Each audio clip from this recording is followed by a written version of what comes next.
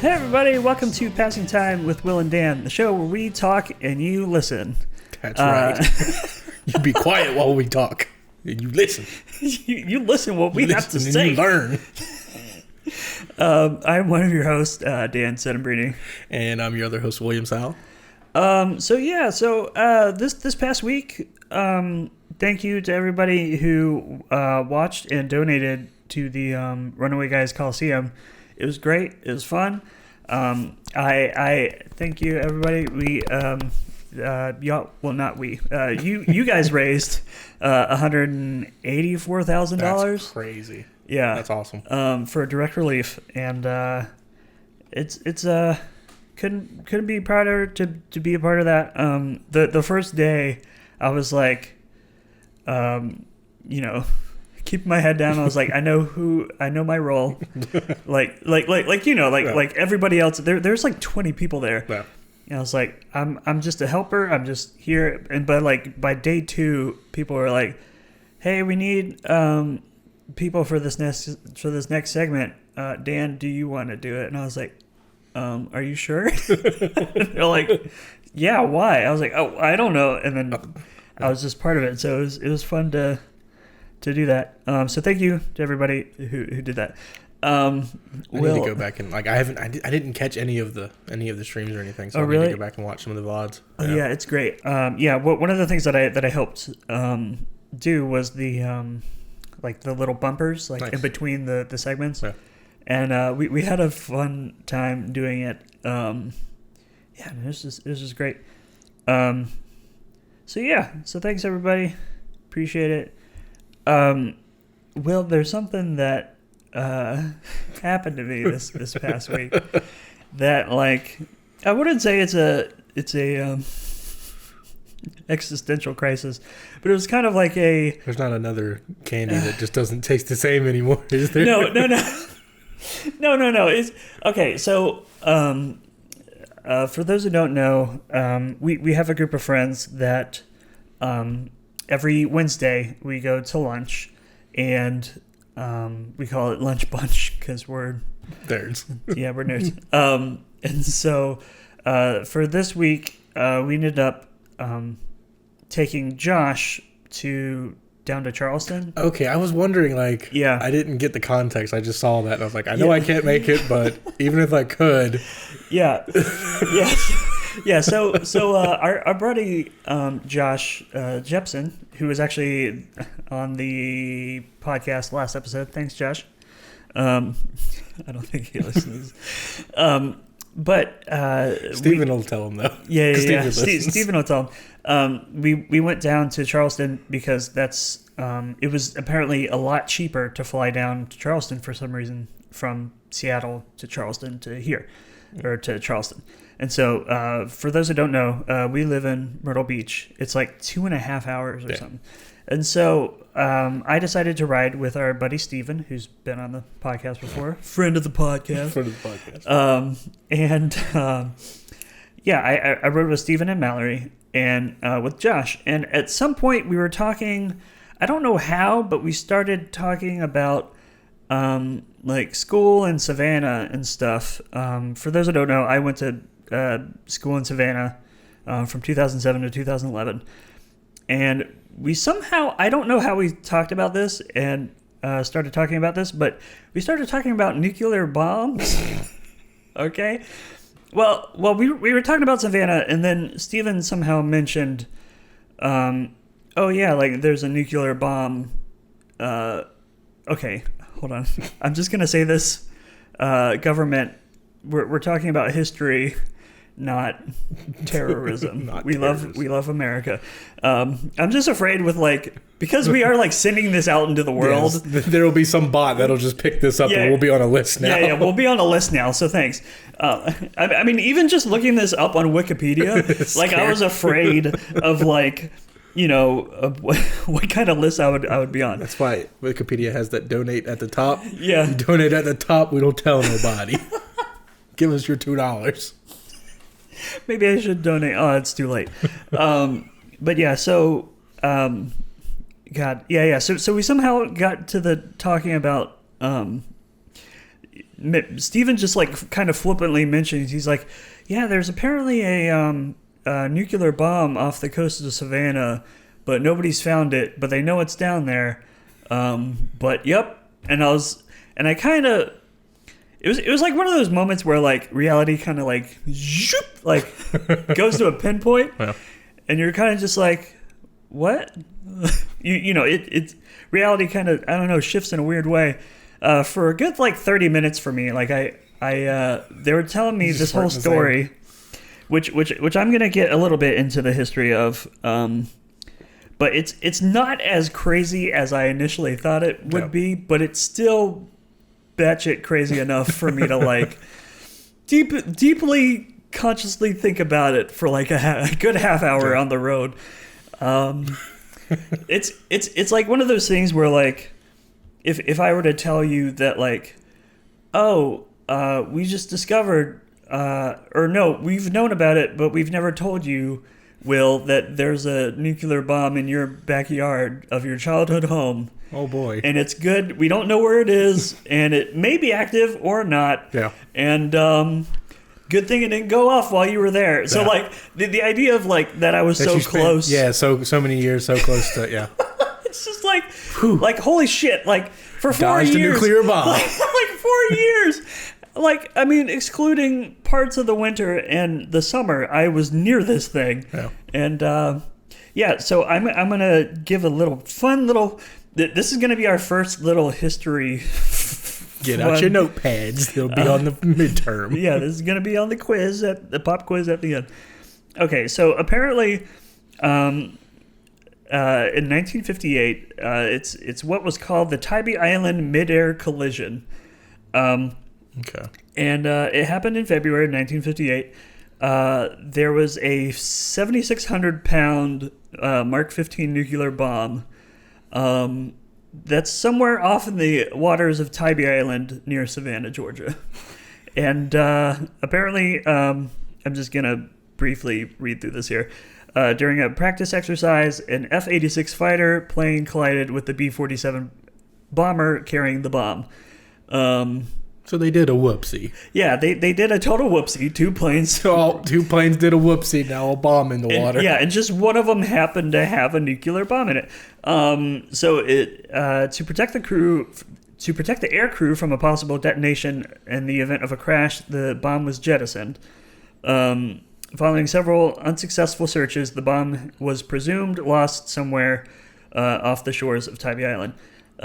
So for those who don't know, Tybee Island is like right outside of Savannah. It's like really not far. It's like 15 minutes, I think, or so, maybe 20. And with nuclear bombs, that distance doesn't really matter at all. And so apparently some sources describe the bomb as a functional nuclear weapon, but others describes it as disabled. But however, according to a 1966 testimony by then Assistant Secretary of Defense W.J. Howard, the Tybee Island bomb was, quote, a complete weapon, a bomb with a nuclear capsule. And one of the two weapons lost by it at that time was contained a plutonium trigger. So like it. From what I understand, like it could just be a nuclear bomb that doesn't have a core, or it most likely does. And it's like one of those things where it's like, regardless, like it's just somewhere, like they have yet to find it, and it's just, it could be like under the sand. I think the bigger concern is it's gonna make a Godzilla type monster. This is what happens. This is what Titans is all about. Exactly. It's just like one of those things that like I don't know how to deal with this information. I think I'm kind of better at that whole like compartmentalizing stuff like that. Yeah. Because it's like, what am I gonna do? Am I gonna go look for it? No. Well, the U.S. guess military, I'll go on living my life. The U.S. military wasn't successful. There's no chance that I'm gonna be able to do anything. And for those wondering, there haven't been any concerns about like, I guess like uranium spreading. Like there hasn't been any kind of that. So like it's not like it's just like leaking into the water and like making kaiju. Yeah, making kaiju. So or at least that we're aware of. Oh. But yeah, something like that. Like I don't know. It's just the idea that like I was near a bomb for 4 years is just like kind of insane. And you know, I mean, I have had those thoughts of like, I mean, what am I gonna do? Yeah. I mean, it already happened. Yeah. I was already over there. You know, if you're somebody who lives in the area, I mean, I assume like Steven, the way that he like so flippantly told me about it, and I was like, what? And then he was like, yeah, dude, I've known since like junior year, which was like 2010. He's known for like 10 years. I was like, why? I was like, why didn't you tell me? He was like, oh, I thought everybody knew. I was like, no. I would have gone to somewhere else. Yeah, because for me it was either FSU or SCAD, and I went to SCAD because that was the art school, yep. And I could have been in Florida State. God, yeah, just. Yeah, it's still having a bit of wear on me, but like it's fine now. Like I don't mind. It's been several days since then, but yeah. So, I mean, have you had any kind of like that kind of shit? Like I can't think of anything. God, like it's just like one of those things where it's like, oh, that would have been nice to know. Yeah. Like I feel there's like a lot of stuff like that where you find out after the fact. Like, you know, you live next to like somebody who something like that. Yeah, it's know? like a pedophile exactly. or like anybody who Man. No, I don't think I've ever had anything, you know, thankfully like that. Yeah, it's a lot, but you know what? If I had a therapist, which I don't need one. When you have a podcast, it's the same thing. Yeah, it's the same thing. We're like each other's non-trained, oh Lord, terrible. We're in trouble. Yeah, we are in trouble. Okay, so we got some questions. Thank you to everybody who submitted them. Dude, we got a question from Stephen V. It's been a while. Welcome, Stephen. Mid silver level. Approaching gold at this point. Approaching gold at this point. Yep. What is your stupidest injury that you've ever had, and how did you get it? Thank you, Stephen. And that was on our YouTube. So I've got a pretty stupid one that made me go to the emergency room. William, do you have any? I've never been to the emergency room for like a stupid injury. Yeah, I've actually never broken any bones. I haven't either. So no broken bones between the two of us. Yeah, I had a friend growing up, Mitchell, and he was like the crazy, like batshit crazy kid of our group, and he went a bunch to the hospital. I do remember growing up as a kid. I remember, and my sister listens to this, so she'll as soon as she hears it, she'll message me about it. Like, you motherfucker. But she broke her arm falling out of like a fold up camping chair. Like, I'm sorry, it's not but maybe like 2 feet off the ground. Yeah, and she fell out of that and broke her arm. And I was up the road, and we were kids. I was playing with some friends or something. Yeah. And, I could see them down the road because they were in somebody's yard. Yeah. And she starts crying. I'm like, what now? What now? And, she was like really in pain. I was like, what did you do? Wait. So she fell out backwards or like on the side? I guess on the side. And she just like stuck out her arm and I guess it just landed on it weird. And that's all it took. And I was like, oh my God. Yeah. Like it's insane to like think about like how brittle our bones are and how fucked up we can. I don't know how I have 2 feet off the ground. I've had some like falls, and it's like I don't know how I didn't just break everything because I've like smacked the ground hard. I don't know. I should have gone to the hospital, but there was a time where I fell off of a bike. and we had like a like part of the road was like a normal cement road, and then the other part was like all rocks, and like half of our rock got stuck up in my knee. Oy. Yeah, and it was real bad. That I should have went to the emergency room probably, but yeah, that's not. I do remember. All right, so when I was, how old? I must have been like 10 years old. But my dad built this ramp for, I think maybe our dog had like hurt his leg. Yeah. So he built this ramp for the dog to make it easier to get up and down the steps. Yeah, sure. Well, at the time I had my little skateboard that couldn't really, I could like get on it and go, and that was about it. Yeah. And he told me not to, and I still did it anyway. I was like, I'm gonna go down this dog ramp. It's gonna be sick. Oh my god! As soon as I try and like go down it, immediately the skateboard flies out and I land smack on my back. And like, you're 10 years old, so you just kind of get up and. But like, even at that age, I got up and I was like, oh no, something's not great. I'm just gonna go lay down for a while. God. Probably should have said something about it, but like, laid down for a little while and, was stiff for a little bit, but like, had that, the kid armor, I guess, Yeah, we had a well, I'm pretty sure it's still there. There was a skate park in Jacksonville, Florida, where I was born and raised, and there's this, so it's called Kona. It's a skate park, and like there's this bowl. It's like a pretty cool skate park. If you're in that area, go check it out. It's neat if it's still around. But like I tried to, with like zero training, the same kind of thing. I was like, I'm gonna go down this. It was like it wasn't even like like those kind of bowls where it's like straight down. Right. It was those kind that have like a pretty good more gradual dip. Yeah, more of a much gradual dip. And I was like, oh, this is gonna be great. I went down and I flew forward, shot the skateboard back, and then landed on my stomach. And I was just like wheezing, like I couldn't even breathe. Wind knocked out of you? I had the wind knocked out of me, and I was just like, yeah, radical.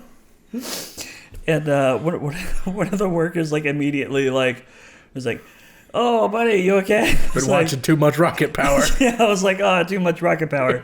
And then he was just basically like, okay, I think you're done. Like, you're done. I was like, yep. But yeah. But there was once where I had to go to the emergency room, and it was because I participated in the worst fad in 2000 in the 2010s? No, the 2000s, which are Crocs. This episode's brought to you by Crocs. No, it amazes me that they're still around. Yeah, I mean, I think now they're kind of more accepted than they were. Yeah, because I see a lot of people. Well, there was a pretty good like bell curve as far as coolness goes. Yeah. Like whenever they first came out, like I remember seeing them and be like, oh, they're so cool. Like no lie. Like I seriously had that thought. Like, oh, those look pretty cool. Those are weird. Like, what the heck is that? Yeah. And so I ended up getting a pair. But then the bell curve swiftly went down. So this was like when they were still, social. Well, I guess they're now back. You can say whatever you want. Yeah, okay. It's fine. Anyway, so I used to, I used to be in this band, and so I played the bass, and so we would practice in this building, and there was one of those, those kind of doors where it's like it's got the bar across the center, and you push it, and then you push it again, and then you whatever, and so I was standing in front of it stupidly, with my bass, and my buddy, because there's no windows or anything, he basically like drop kicked the door open, and my foot. Was that the name of your band? Drop kick the door open. Drop kick the door. No, and so yeah. So I my foot was right in front of the door, and if you know one thing about Crocs, they're like made out of styrofoam. Yep. So this may be, I don't know, not graphic, but just it's gross. My big toe, the toenail, like the front half, went straight up. Ooh, yeah, that's not good. And it's not the way that goes. yeah, that's not the way it's meant to be. And so like whenever he did it, it happened, and like all I heard, all I kind of felt was like the initial like hit, like it didn't really like, whatever. It was more of just like a, ow, like why would you do that? And he's like, oh, sorry, dude. And so I was like, oh, it's fine. I then like pick up my bass. I like take like 2 or 3 steps, and then like immediately collapse on the floor. And had somebody send me to the emergency room, and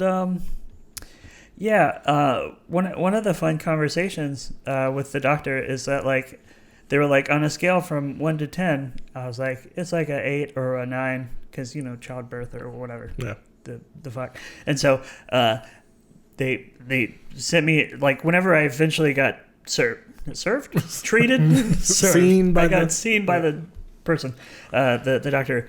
The doctor is like looking at it. She's like, okay, well, we're basically gonna, from what it looks like, we may have to completely remove the toe, and we're just gonna have to, just do that here right now if that's okay. And we were like, what? like the entire toe? And she's like, oh, toenail, my bad. My knee. Yeah, and so like we're like, wow, that would have been better. Better phrasing. Yeah, better phrasing. Thanks. Nah, whole toe's fucked. We got to take the whole thing.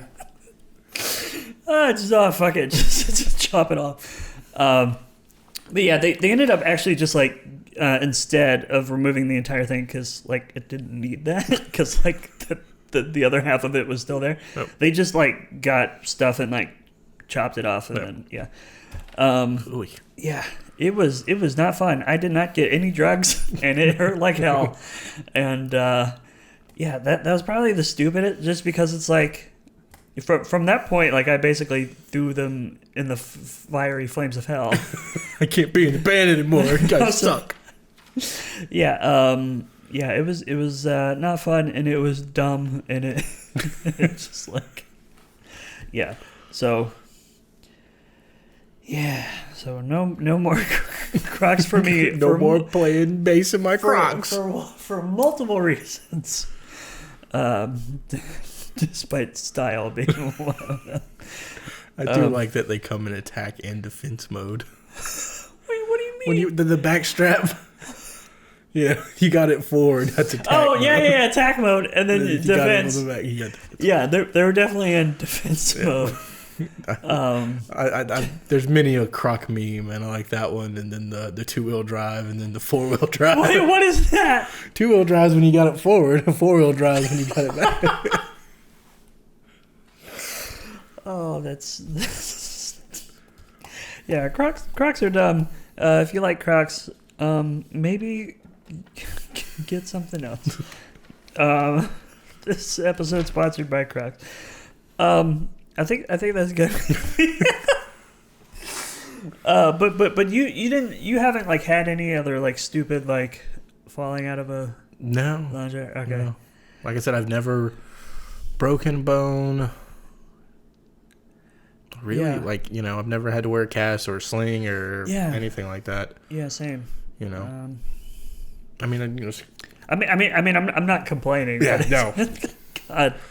Yeah, like seeing, especially now, like breaking a bone when you're older, it's got to be so much worse than when you're a kid. Yeah, when you're a kid, like somebody could take care of you now and be like, well, yeah, if you're a put kid, me you down, can, like, I guess. Yeah, like when you're a kid, you can get like hit by a car and you're fine. Well, maybe not, but you're fine. Yeah.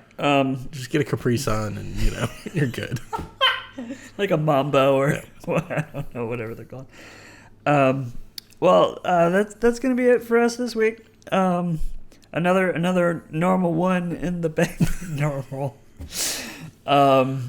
Being back, it's been weird going back and forth between the different formats, but it's been great. It's nice to do just a little 2-boy podcast. Yeah, it's nice. Back to our roots. back to our roots. We are approaching the 26th episode, Will, which is the half year extravaganza. Even though we will have missed 2 weeks, but it's still technically the same. So if you have any suggestions, listeners, for what we should do, yep. or just any questions, whatever you want, we don't care. Yep. Honestly, I have no idea what we could do. What do you get the podcast for its half-year birthday? The half-year anniversary is that's the thoughtless gift. Yes, anniversary. I got you these Crocs. Oh, that'd be great. Maybe we could sign some Crocs. To somebody. No one would want that. No one would want those. So that's going to be it. Thank you guys so much for listening. If you want to submit us a question, do that at passingtimecast@gmail.com, or you can do it hashtag passingtimecast. Or if you're watching on YouTube, just comment down below. Yeah, that'd be great. And if you like the theme song, that was "I've Been Seeing Things" by They Might Be Giants. Go check them out. They're great. They just released a new album. It's not on streaming stuff, but it's on the website, and it's great. So we have a last question. We're gonna include it if it gets a response from either of us. It's weird. We got this in our Gmail, and it's signed from Nightmare, and I'm afraid. Okay. We're going to include this or not, depending on... right, I already said that. The subject is, got a weird, stupid question. Just want to hear your reactions to it. What do you think about the idea of booty tits? A second set of boobs that replace a girl or boy's butt cheeks. Yep. Thanks, Nightmare. Appreciate it. And we're going to delete it. I'm not wearing a bra on my butt. Ain't nobody got time for that. Like having a sensitive area on your on your bum is okay. Well, that's bye, Brenda. Now I'm having an existential crisis. Bye, Brenda.